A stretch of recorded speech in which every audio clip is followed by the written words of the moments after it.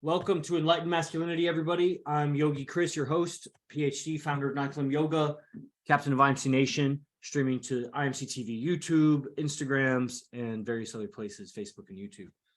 Welcome. So we have a gathering coming up, and the gathering is different from boot camps and online trainings or whatever. That's when people gather here in San Jose. We've been doing them every month now this is like month 48 or something in a row. So it's an ongoing thing. A lot of camps and teachers and things, they fizzle.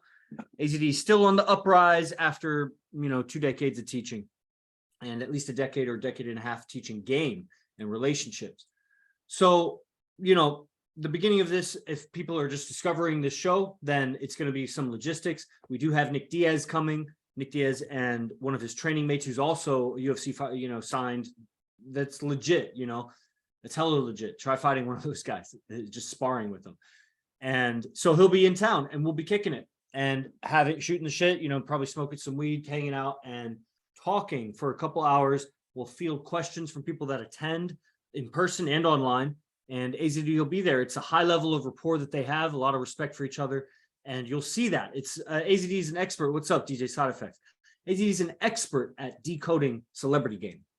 So Nick Diaz being a star UFC fighter, even if he's retired, like that's, he's done a lot. Anybody that knows anything about that name brings a lot of weight to it. And of course, there's a lot of presence and the beingness and whatever. And when you're at that level of success, when you've been on HBO like that or whatever, pay-per-view, when, you're performing in front of crowds of 20,000 or more people in big cities and you're known. And of course he has his brother. And so as a team and, where they come from in Sacramento, whatever, there's a lot of celebrity status. So decoding the celebrity game, like I'm looking at one of these group shots we have here in our living room, is just one Friday or Saturday night that we were out in downtown San Jose, or, Santana Row, whatever. It's not downtown, but it's a downtown. It's just not the downtown of San Jose.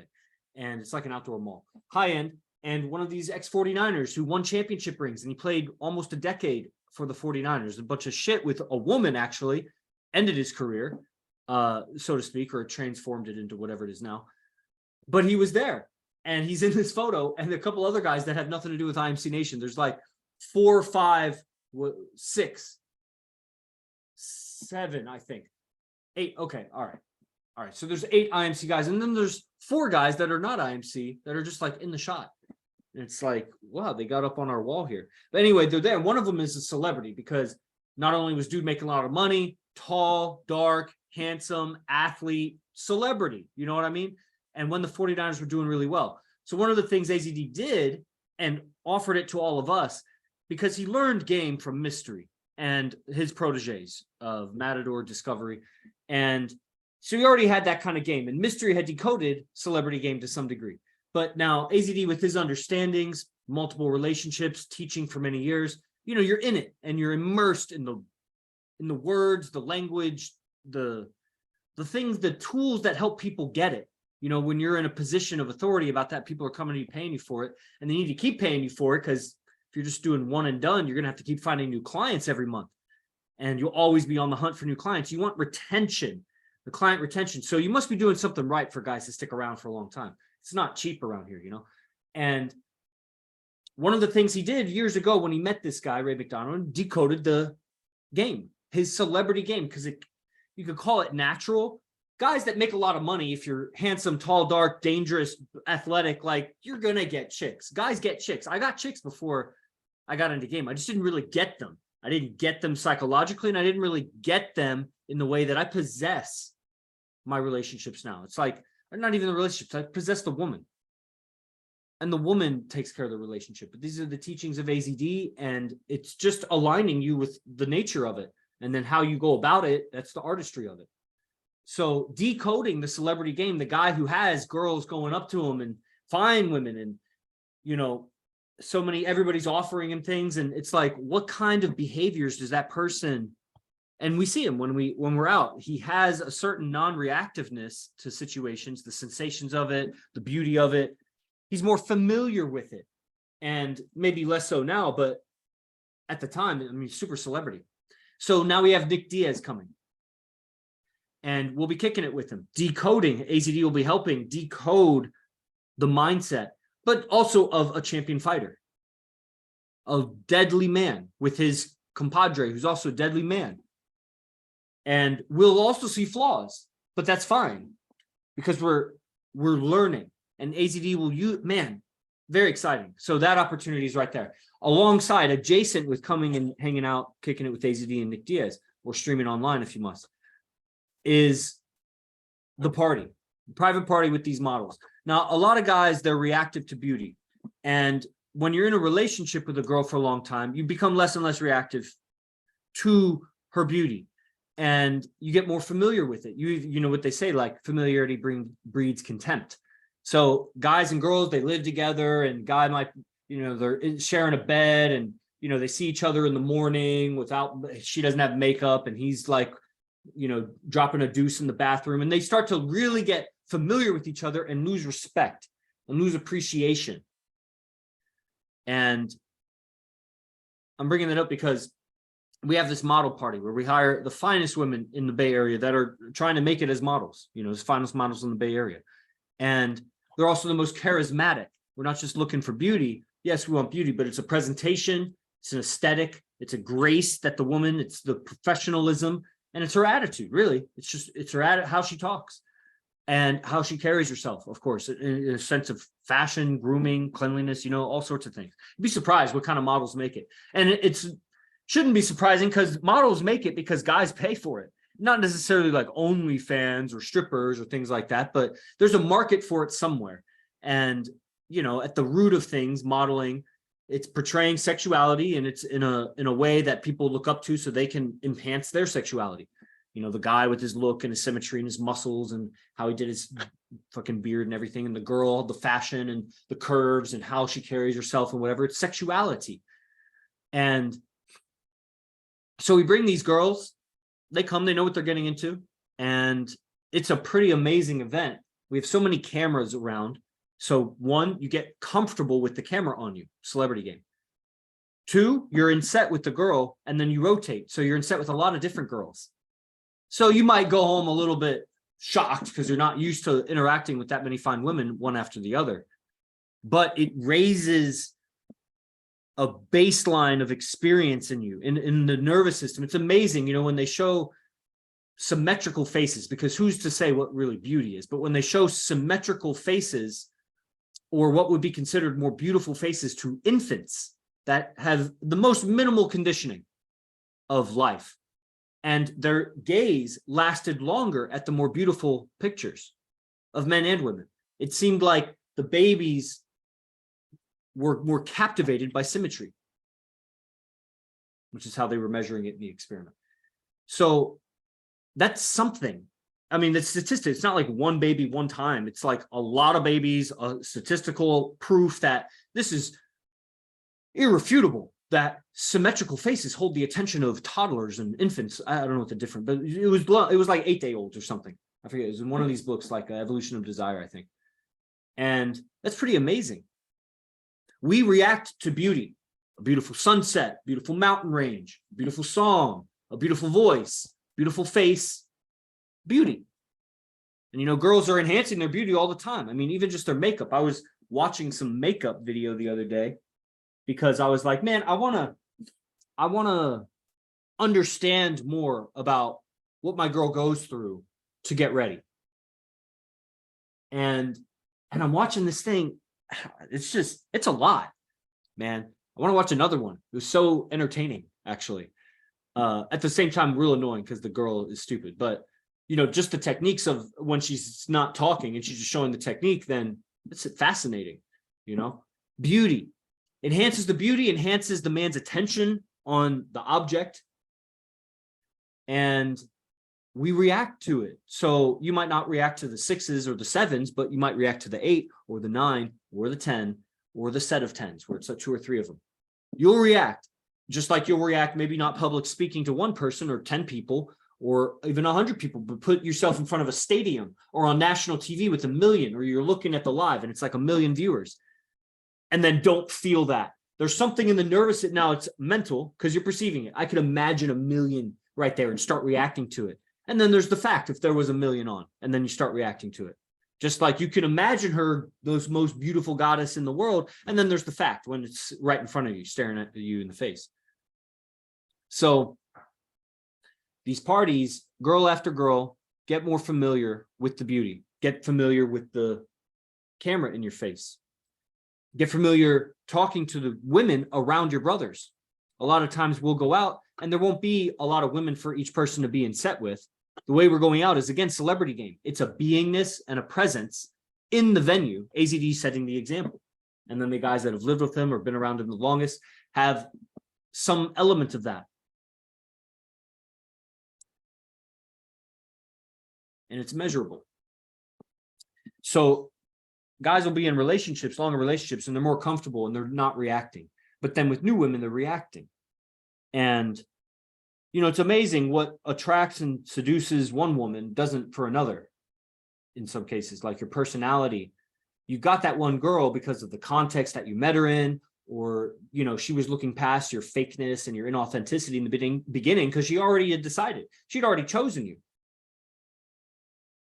But use that same gambit on another woman and she hasn't chosen you. How do you win over the affections without chasing? Without seeking for her to like you, but understanding that you're testing what you're saying and doing based and using her reactions. That's why we do a vetting for the models, because there's some psychos out there, girls that don't react right.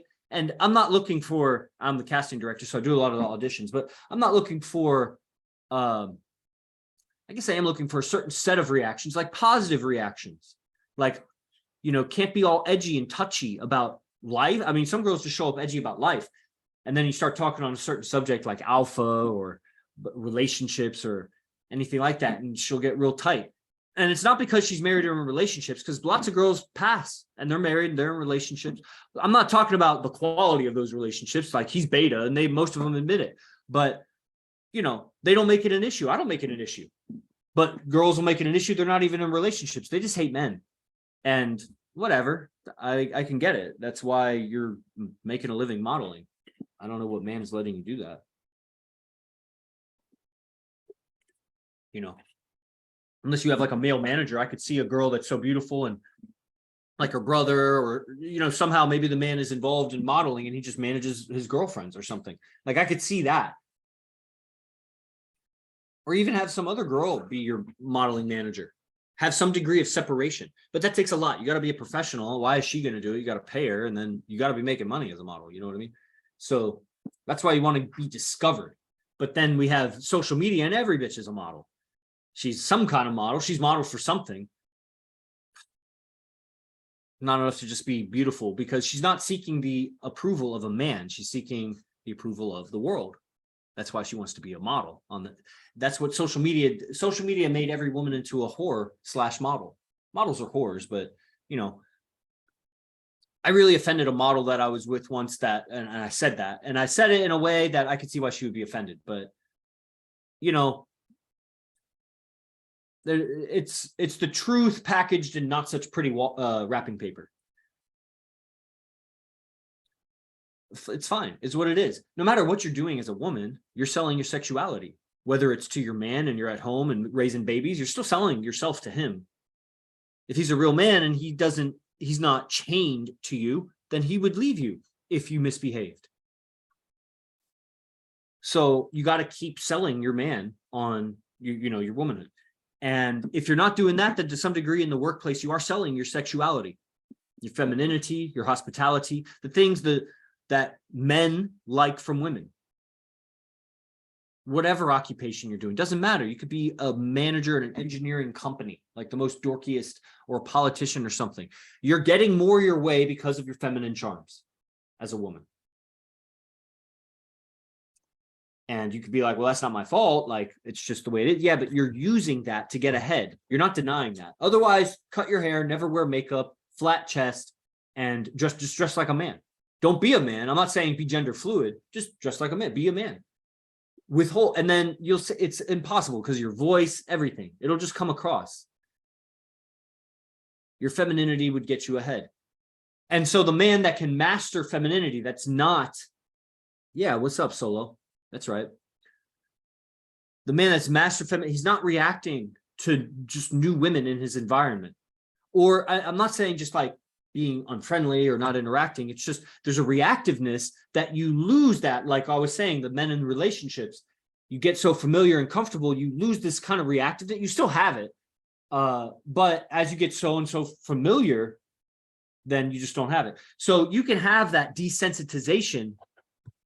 And that's what we're building our life. You build your life, and women are attracted to it because you have some real value here, connected with guys or whatever you're doing with. Like, I'm thinking about the sensei at the jiu-jitsu place I just go to on Wednesdays. And, you know, he's liberal. He's you know, in the feminist agenda, whatever. He's a normie, like all the other normies, but he's great at jiu-jitsu. And I like him. He's older than me. And, you know, and I was just thinking about it because one time we were talking about him and his wife and, you know, value and you're raising your value through life and whatever. It was not just about him. It was a bigger conversation that we just kind of skirted past that. And I was just thinking in meditation, I'm like, dude, that guy, he just keeps raising his value, keeps getting better at martial arts, teaching martial arts, more successful business, training more lethal fighters, more connected as men that get older, and they're more connected and more successful. And it's just, his value just keeps raising as he's, you know, led an army over the years. He's created an army of, you know, jiu-jitsu guys that know how to fight, that are loyal to him. And, you know, he's only going up. What's the woman's value doing? What's her value doing? She's raising your kids. Okay. Outside of that, is there anything? She's making more money. Is she working hard, trying to make it, you know, to the top? Like, is that valuable to you? I don't think it is. I think amongst guys, it isn't, you know. Like I said something about, you know, it was whatever it was. I said something about a mistake that had been done by one of my girls. And he said, man, she didn't know how to do that. It was so stupid. I set myself up for that, but it was so stupid because I don't even care about it. But, you know, you learn to do better. So I say to him, I hire for attitude, not for skill. Because the girl's got the right attitude, she'll learn, she'll change, she'll learn. Doesn't matter. It's the attitude towards me that's most important. Have a girl that can do everything, cook and clean and look beautiful and everything, gives you a bad attitude, you don't even want her. Or guys will put up with her, but you really don't want her. And at some point you won't put up with her if you go long enough. So, you know, why was I bringing that up? So the men's value raises, and that's what we do as we're all connected in IMC, or guys on the fringes, guys that are just watching the Instagrams or the YouTubes and TikToks. We're not live there, but, you know, guys are watching TikToks and, you know, they're on the fringes, like they're benefiting. I don't know how long it'll take them. It's astounding to me sometimes, the different paths that people take. Me being at the center, I'm captain of IMC and I run a lot of the business. And so I know a lot of storylines, hundreds of storylines of different guys. I'm not saying I know their whole life story.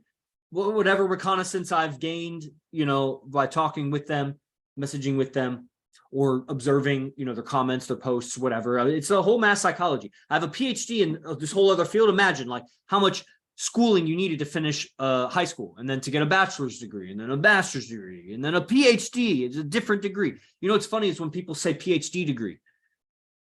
Hey, Fernando, you ever say PhD degree? Good. It's redundant. You would say that? Oh, did you already know that?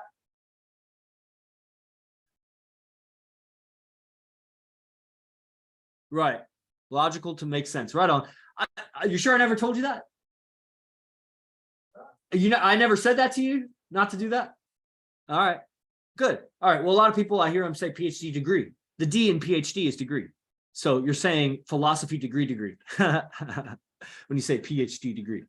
So imagine all that schooling. Now, that's taken really, to me, no less effort to gradually replace that storage in my mind and fill it with this other activity, which is the rosters of IMC and all of the accounts and managing data and whatever. It's just what I do. It just replaced that engineering stuff with, and so it's a big effort. There's a lot of communication lines and learning a lot of stories.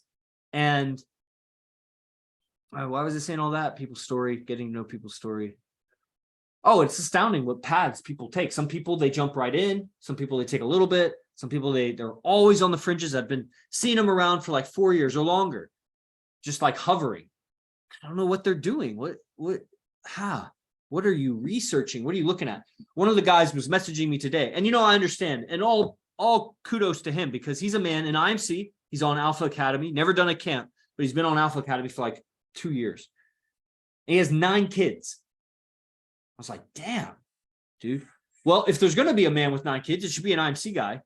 Now, he had his kids before he got into IMC, but you got a lot of responsibility, a lot of time demands. I get it.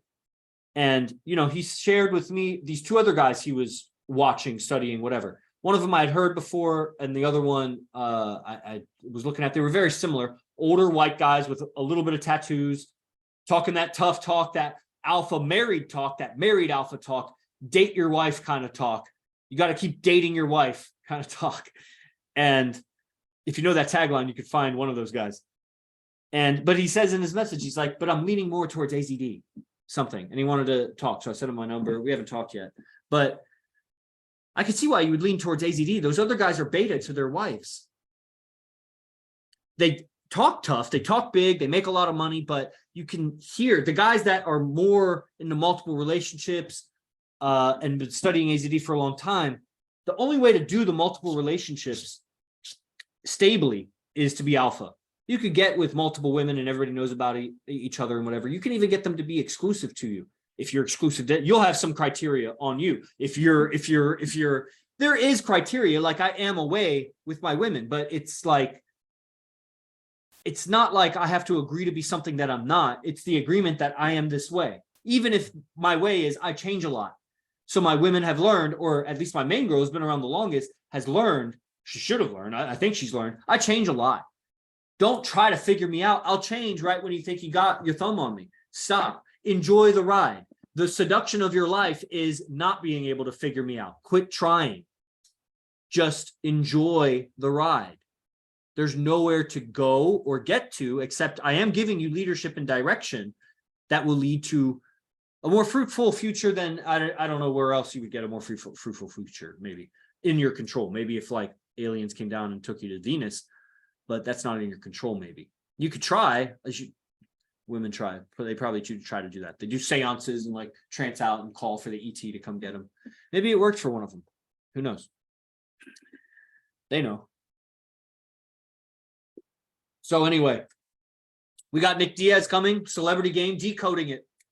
We got the model party, desensitize yourself to beauty, cameras, and gaming around your brothers, which is essential for the highest level game, because that's what it is. You know, I'm continually astounded by AZD's comfort and expressiveness in audience, you know, in public, when we're out with people, strangers might be around, or, you know, just I learned to expand my range and not give such a fuck about other people's opinions, but at the same time, give a appropriate fuck about other people's opinions.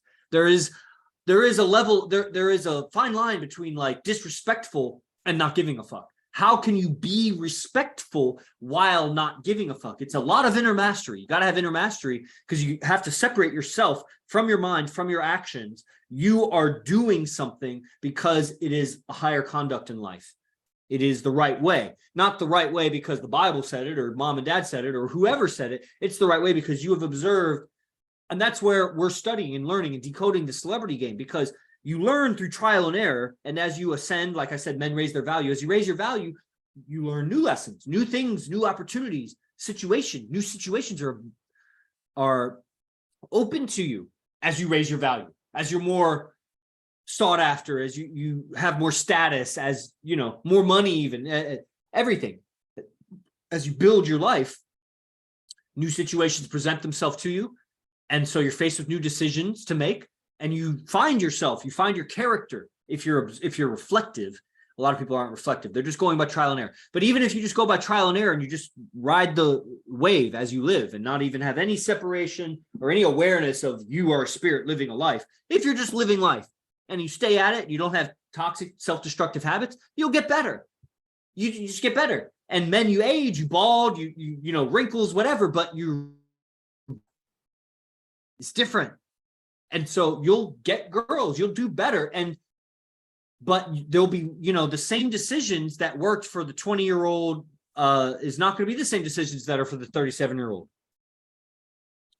And, you know, as you learn better ways and you see the cause and effect of life and the effects that you create with your decisions, can you define not giving a fuck?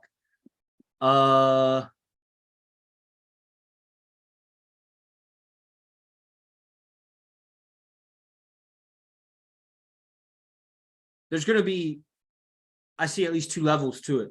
The first way, it's a great question because I like questions because, you know, I don't know that I would ever ask that. And so I don't know if I'd ever answer it.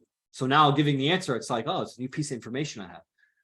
And it'll probably evolve. So it's like, it's never been spelled out for me. So this is just, you know, on the spot opinion.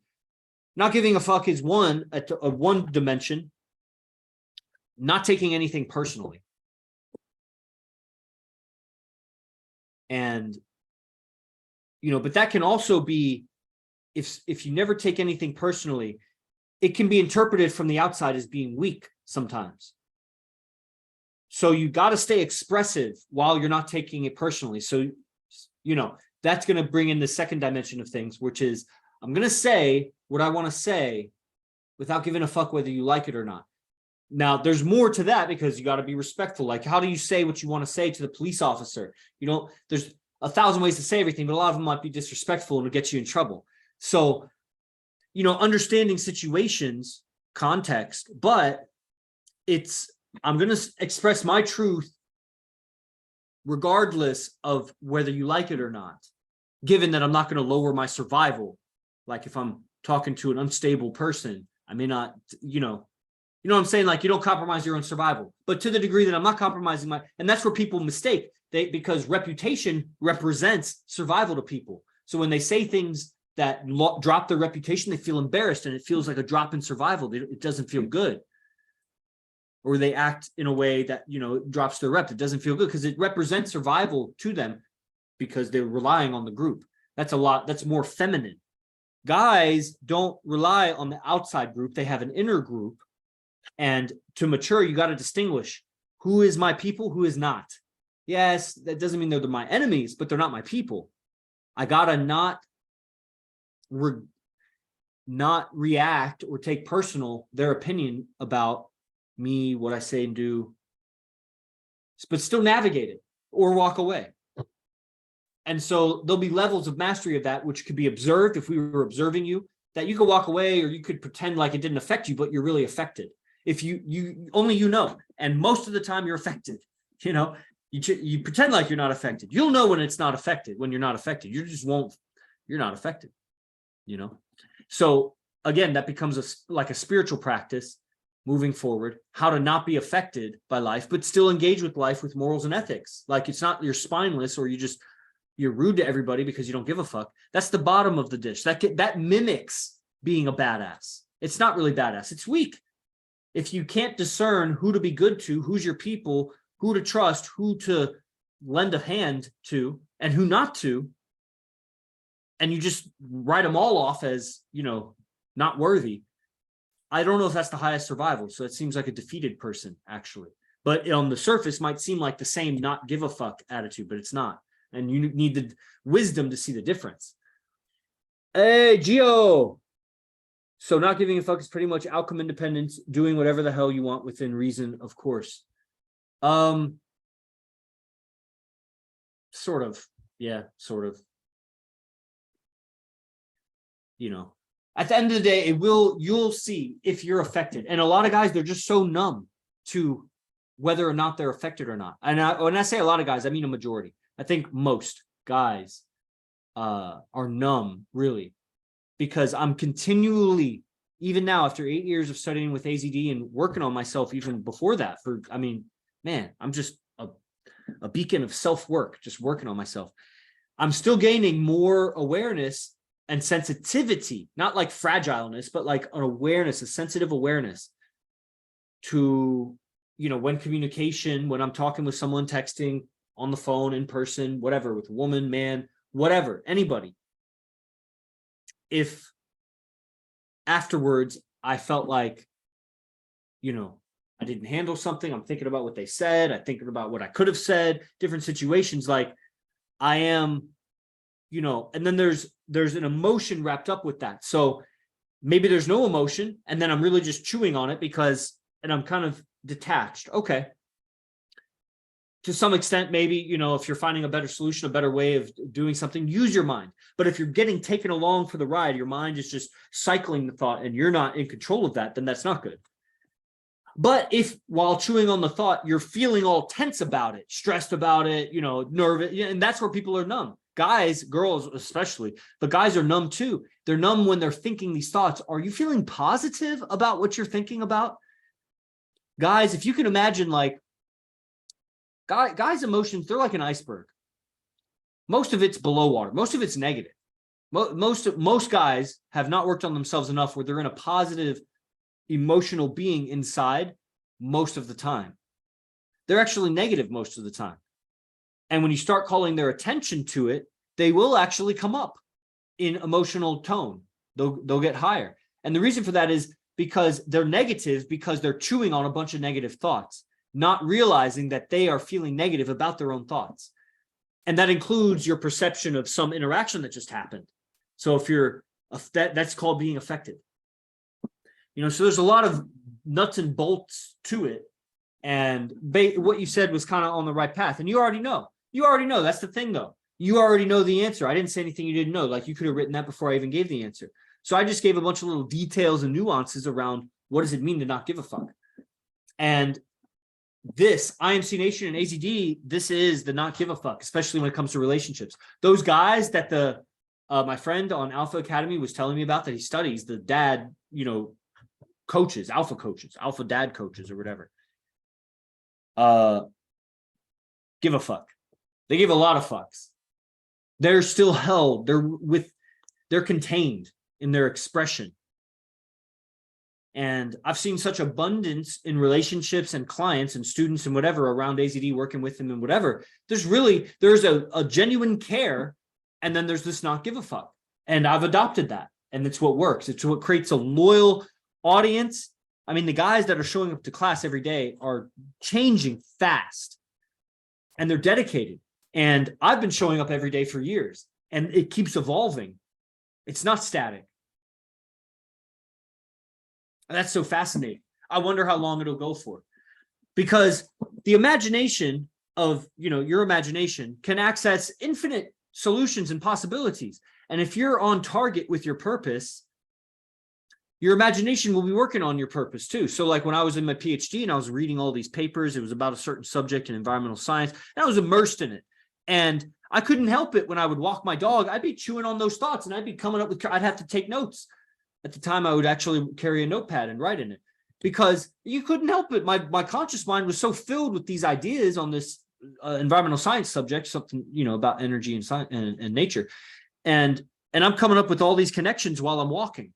And so that's just what happens when you filled your mind. Like if I was studying yoga all the time, man, you start seeing people's bones and muscles as they walk, and like their alignment. You see your alignment in the mirror differently. And it's like you just start seeing what you're studying more deeply. And man, if you start teaching yoga and studying yoga, teaching science and studying science, teaching IMC and studying IMC, you get deeper and deeper perception of it. So if AZD's been teaching it for a long time, he's getting deeper into this thing, and he stayed on course, he's got a target, then the language develops, the understandings develop, they expand, more and more subtle nuances. And it was long ago that he talked about hacking the genetic code.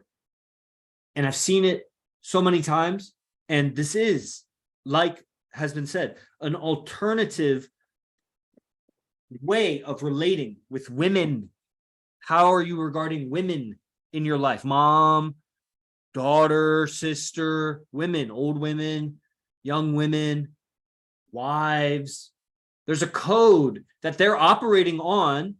That doesn't mean you treat everyone the same. In fact, you treat everyone different. It's unique.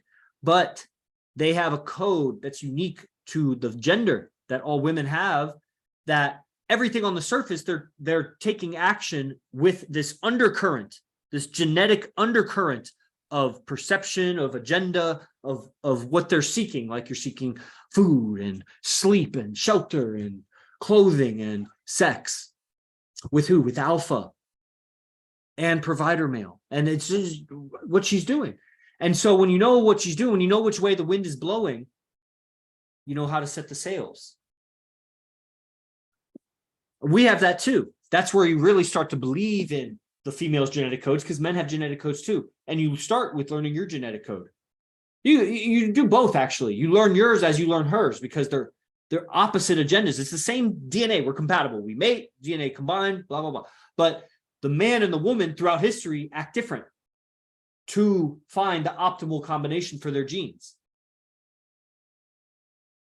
And so studying the female action, studying the male action, and then in modern times, because there's a whole cultural veil over top of that, etiquette, manners, and then, you know, the rat race and what we're doing, so many distractions and sensations and everything. It's a whole art. You got to be patting your head while you're rubbing your belly to be seducing while you're living. Because if you just seduce, you'll fuck up your life. And if you don't seduce, you'll fuck up your life.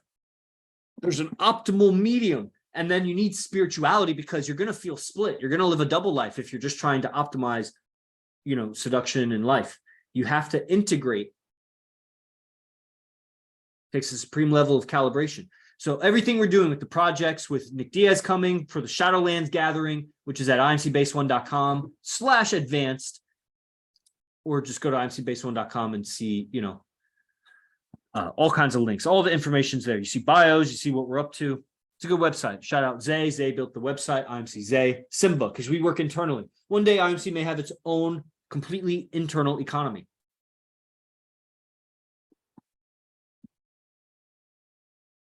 It's already happening. So I think that's about it. The gathering is October 20th to 21st, 22nd. Party is October 20th, the Friday. Change dates to Friday. Then Saturday will be Nick Diaz in town. That'll be dope with his friend. I forget the friend's name. So sorry. He's a badass too. I just wish I knew his name. And that'll be great. Strip clubs. Again, it's just all desensitizing to the beauty, applying this philosophy in that situation, in the relationship, in the pickup, in life with the clients and everything.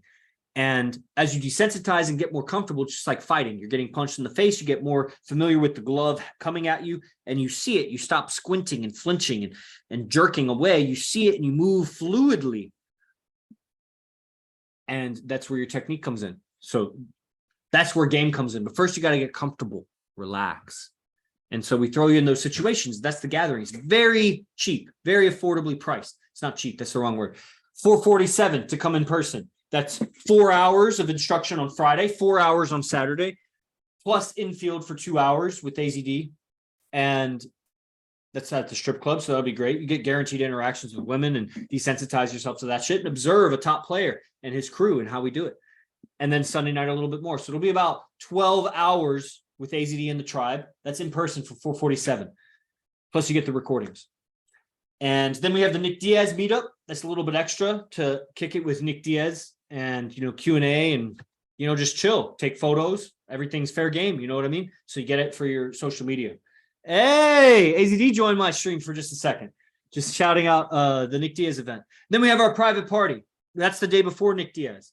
And that's quite an opportunity to get a lot of game in. Guided, you know, with a lot of sets, cameras on you. You'll go home wherever you're from and you'll easily get a lot of girls that are right around you. Don't try to get girls in San Jose. You're not going to get these models. You might, one, maybe, but it's low chance because they're working and, you know, they're desensitized to our game also. So we're really ruining these girls for any other men. That's the shame of it. It's the comedic tragedy of it. We are ruining all the women we interact with because we're raising their standards for honesty. It doesn't mean that they'll be attracted to us or go with us because they're so sensitive about their feminism and whatever bullshit they got going on. But other men will see more and more fake the more they interact with us. So it's hard for a guy to come from out of town and get the model. But practice, and you will. If you're at the party, you'll get 8 sets at least of like 5 to 10 minutes. You'll get so comfortable. You'll go home on the airplane or the drive home, wherever you stop. Like, you'll be so much more free interacting with women and in an appropriate way. I've done pickup camps where you learn all these direct lines and whatever. That's not free. That's sleazy. It's uncomfortable. It's violating. And it doesn't work at the highest levels, meaning with the most beautiful women.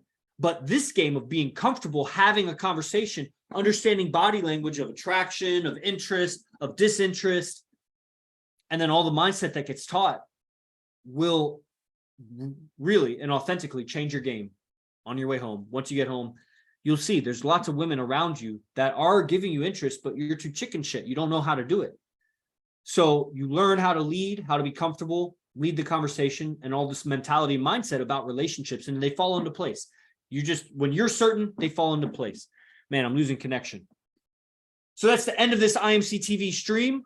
Thank you, everybody, for attending. I hope to see you on the Shadowlands Gathering. Go to imcbase1.com/advanced. Check it out right now, and I'll see you on the next stream. Os.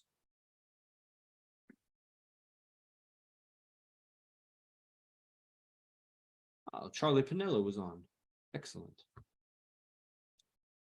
Guys, I just stopped the stream. I just gave a little pitch at the end.